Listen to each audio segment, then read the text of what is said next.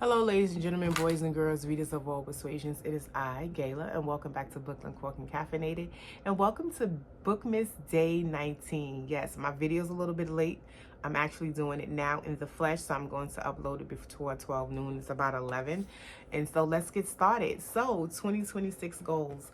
My channel's a little over a year old, so this is still kind of new to me. But last year I made a 2025 goal list, and I'll update that in another video. But let's talk about moving into 2026.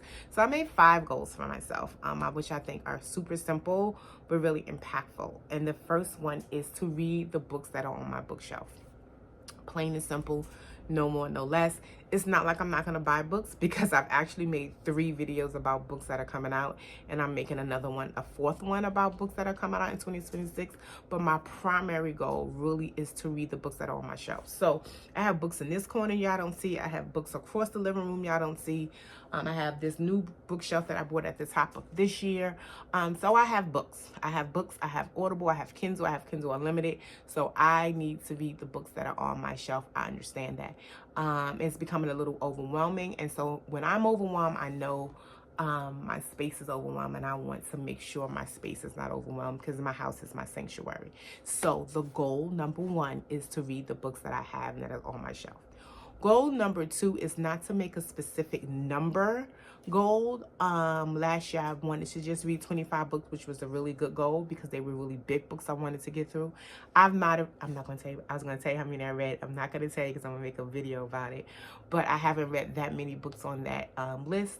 And I've truly learned about myself, although I may read a certain genre, a certain author.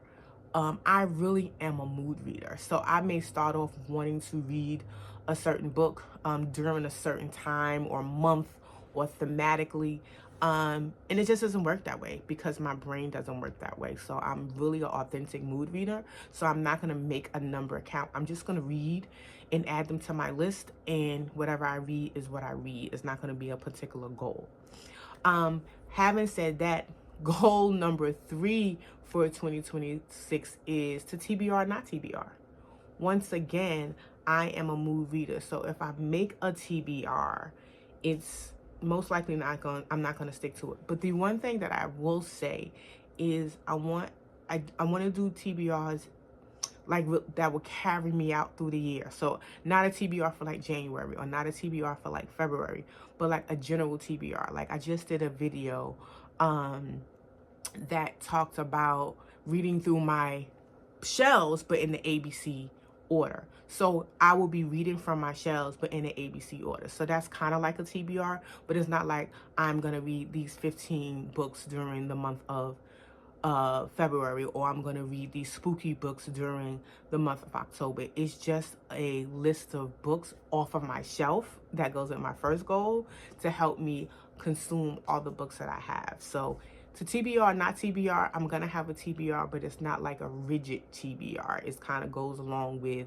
the thoughts in my brain to get the books that's on my shelf read. The 4th goal is to Goodreads or Storygraph. So I've decided, I know this is a big thing with the girls on BookTube. I'm going to keep both. I like Goodreads from the perspective of it just keeps the books in the order in which you read them. So it's like once you read this book, and it has the time from the time you start it to the time you finish. The one thing I don't like about Goodreads is that they don't do half stars. So generally, if I read a book and it's a 3-star, not quite a 4, it just have to be a 3, and it could have been like a 3.5. So I'm gonna keep Goodreads for the point of just keep it in the list, a running record of books I've read. I like Storygraph because it helps with videos. It'll break the books down by genre. It'll break the books down by audio. It breaks the books down by physical books. It also breaks the books down by how many books you read in the month.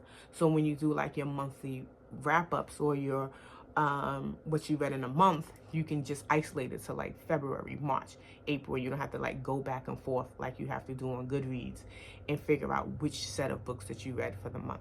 So I'm going to keep Storygraph for that reason. And also it lets you do like half stars. So if it's, or quarter stars. So you can do like a 3.25 or a 3.75 or a 3.5.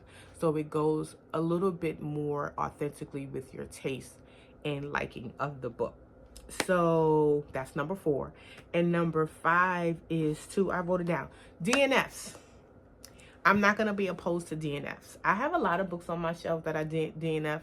I didn't know that was a thing when I used to read, because I am a reader naturally, but I didn't know that was like a thing, DNF. I would just like stop reading the book and go on to the next one. So there are a couple of books that I DNF, and I felt kind of bad about it. But if I don't want to read the book, I just don't want to read the book, and that's okay. And so maybe starting to unhaul or unload some of the books that I don't want to read and giving them to like little libraries, or giving them to friends that want to read books. But making it okay to DNF a book. It's not bad if you DNF a book. It's just not your cup of tea, and that's okay. And so making that a thing and not getting on here bashing a book, just I didn't do it, and it's not going to get done. And usually if I DNF a book, I'm just going to DNF and I'm not going to really talk about it. So it no harm, no foul. So those of the file. So those are the 5 things I'm going to do. I'm going to read from my shelf. I'm not going to make a number goal. I'm a TBR, but not in a way that's rigid. I am gonna use both Goodreads and Storygraph, and then I'm gonna just DNF stuff when I need to, because it is what it is. And so those things that make me happy about reading. Like I haven't read for the last, I would say the last 2 days, and it's okay. It's okay. There are other things to talk about besides the book. There are other hobbies that I have. There are things that I want to do. And then it's also rest. I have a 9 to 5 and a 5 to 9. I work 12 hours a day. So, yeah. Sometimes I don't want to read. Sometimes I just want to sit in silence. Sometimes I just want to have tea. Sometimes I want to have my audiobook. Sometimes I don't. But there it is. This is just a reality of going into 2026 and being happy with who I am, my reading journey, and all of those things, and not making it feel like a chore. Because if I wasn't doing this channel, I say this all the time, I would read, I would have these books anyway. Actually, the books on my shelves are books I've already had, and the books that are not on shelves is books I accumulated during the last 2 years. So it's not like I would not have had these things, but I want to enjoy my books and my time with my books. That being said, have a great day. Do all the things, like, comment, subscribe. And in the comments, if you are a book girly consistently and you made some thoughts about moving into 2026 with your books, drop in the comments one thing that you're going to take into 2026 with you, or you're going to leave behind in 2025. And we'll talk about it in the comments. Like I said, like, comment, subscribe, and I'll see you in the next video. Deuces. Bye.